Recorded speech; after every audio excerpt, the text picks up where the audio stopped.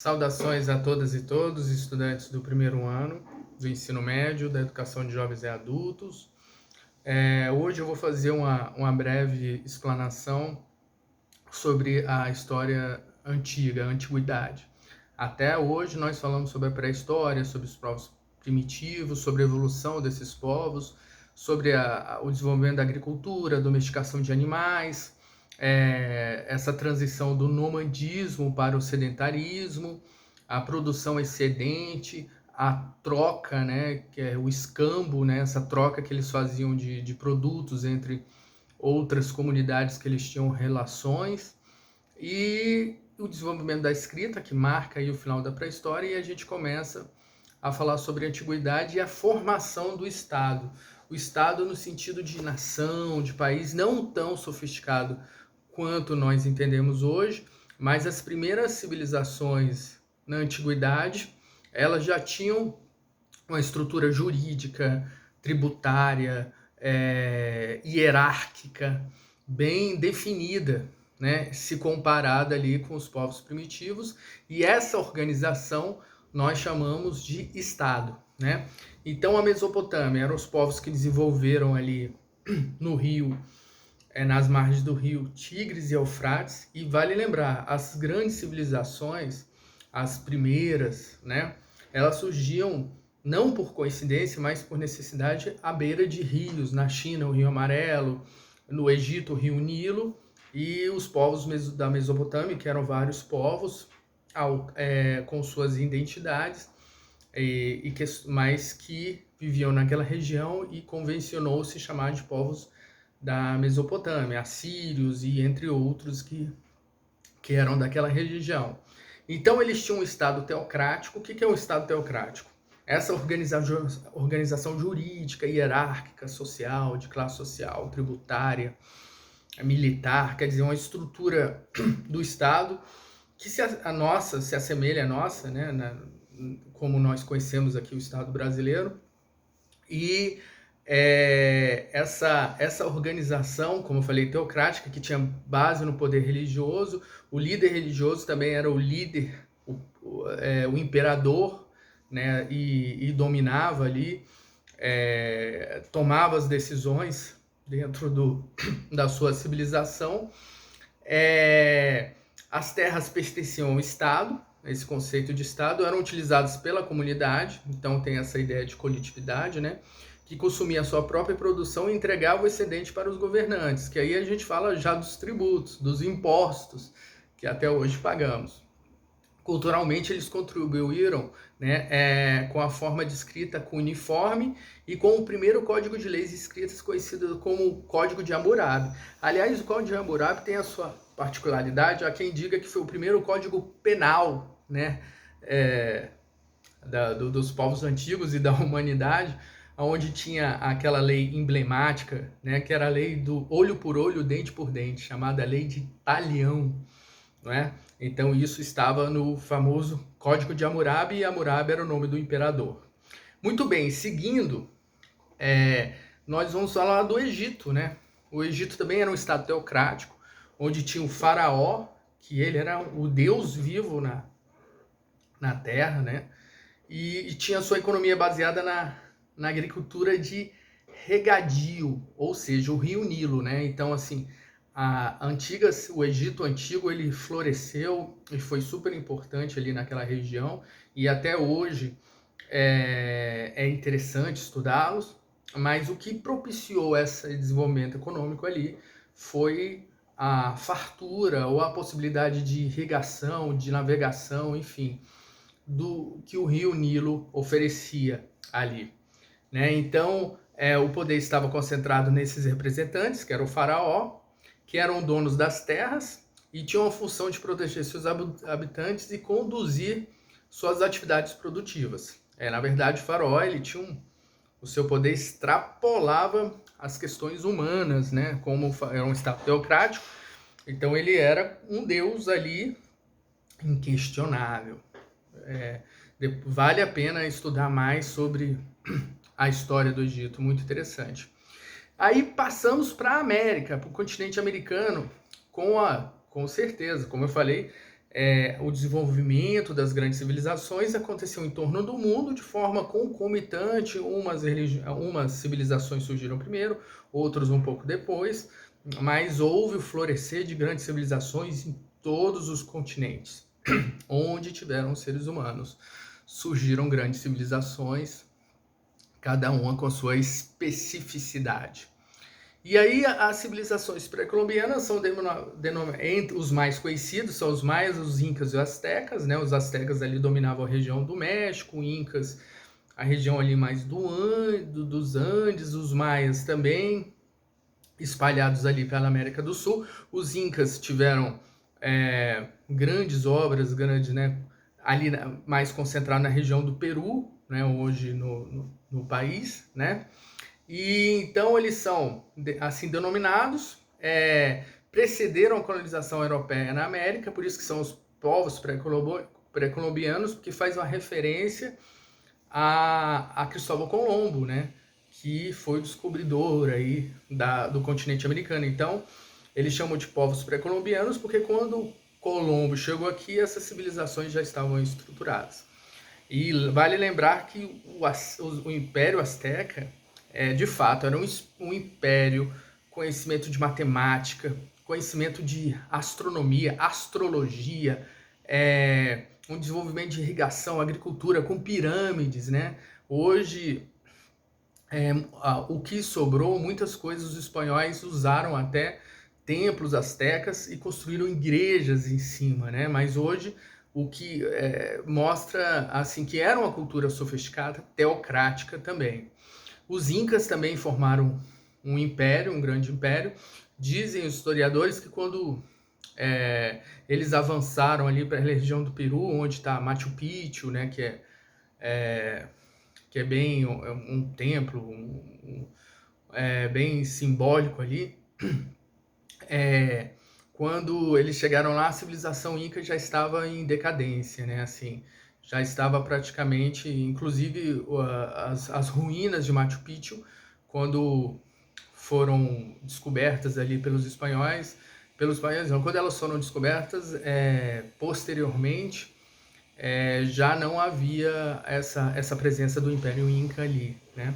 Os maias não tinham um estado como os incas e os astecas, mas eles tinham também a sua organização e eles eram mais espalhados ali, como eu falei para vocês, ali na região amazônica também. Então vamos lá. Continuando ainda sobre as civilizações pré-colombianas, era um estado centralizado, teocrático, né, que já falamos, uma hierarquia rígida. Isso significa que a sociedade tinha classes sociais e que uma classe não podia se misturar com a outra, ou determinada pessoa oriunda camponês se tornar um imperador, não é? A propriedade estatal da terra e a exploração dos camponeses, né? Então, realmente, o Estado era dono de tudo e os camponeses era a base dessa sociedade, aonde sustentavam através do seu trabalho, através de impostos e coisas desse gênero. Esses povos dominavam, né, como eu já falei, a astronomia e também conceitos geométricos, matemáticos, edificações. Eram um povo sofisticado ali para os padrões daquela época. E aí a gente volta ali para a região europeia e falamos um pouco sobre a Grécia, né, uma importante civilização também.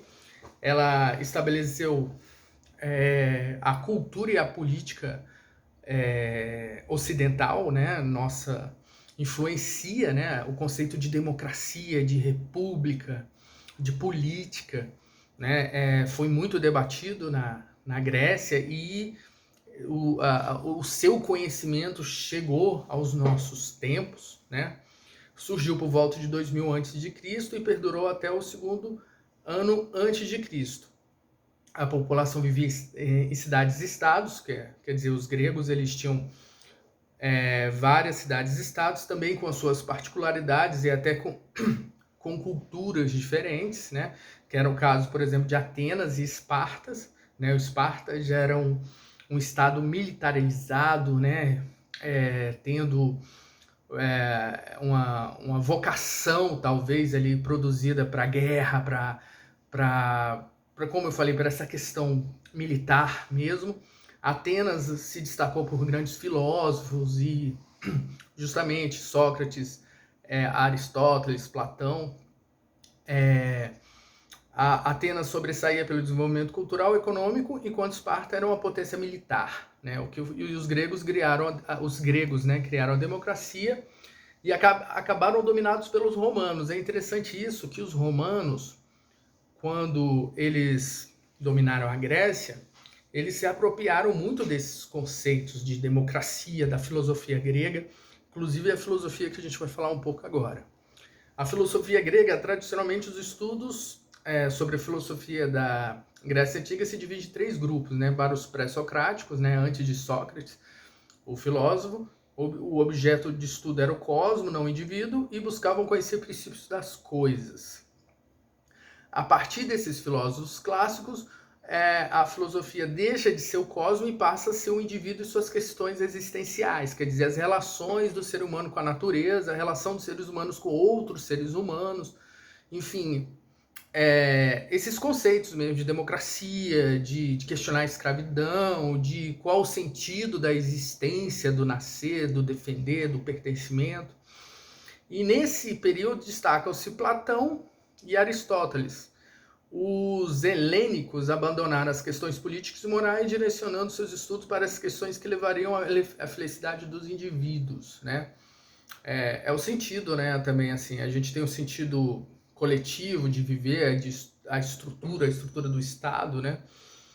Mas além disso, existe a nossa e quando eu digo a estrutura do Estado, é essa questão de manter o Estado, de hospitais, escola, educação, segurança e tal, mas além disso existe também a questão individual de felicidade. O que é ser feliz, né? O que é, além do trabalho, além, né? Então, é uma questão complexa, mas só para vocês entenderem que a filosofia grega, ela se preocupou com a questão da humanidade em todas essas vertentes, políticas, sociais e existenciais, ok?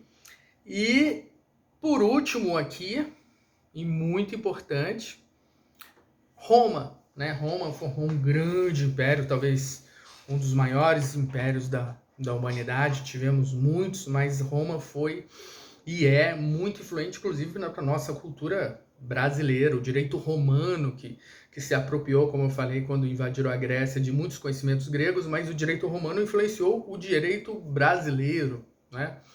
E, então, uma das importantes, um dos mais importantes impérios da história, né? Quase toda a região dominou, né? Quase toda a região do Mar Mediterrâneo costuma ser dividida em 3 períodos: monarquia, república e o império. O Senado tinha uma instituição fundamental, vejam só, eles criaram o Senado ali, né? Hoje nós temos o Senado, que significa, de maneira simples, os anciões, né? Os anciãos, exatamente as pessoas mais antigas ali da comunidade, onde deveriam ou têm experiência para mediar e ajudar na execução de políticas públicas e execução de leis e criação de leis. Então, o Senado é uma instituição fundamental política, originou os atuais parlamentos. Com o fim das guerras e conquistas, o número de escravos caiu, prejudicando a economia e a supremacia romana. Em 1476, né, depois de Cristo, ela foi tomada pelos bárbaros germânicos, e a queda de Roma marcou o fim da Antiguidade e o início da Idade Média, que é outra coisa que nós vamos falar. Vejam só, a Roma já tinha um direito, é interessante isso. Eu poderia, quem estivesse em Roma naquele momento, mesmo sendo um cidadão livre, por dívida, poderia ser vendido e se tornar escravo. Olha só. E outra coisa, os romanos chamavam de bárbaros todos que não fossem romanos, germanos, né, que hoje nós convencionamos chamar de alemães, e entre outros povos, que não fossem romanos nascidos ali, eles eram conhecidos como os povos bárbaros. E Roma, ela estendeu o seu império, era um exército brilhante, magnífico, mas ao mesmo tempo foi escravizando e baseava muito da sua economia ali no trabalho escravo. Tiveram muitas revoltas de escravos, né? De gladiadores, né? E na história de Roma, e até que ela começou a ser invadida por esses outros povos, como eu citei aqui, marcando o fim, né, desse grande império. Muito bem, por hoje é só. Façam uma pesquisa mais aprofundada e comentem o vídeo aí. Um grande abraço.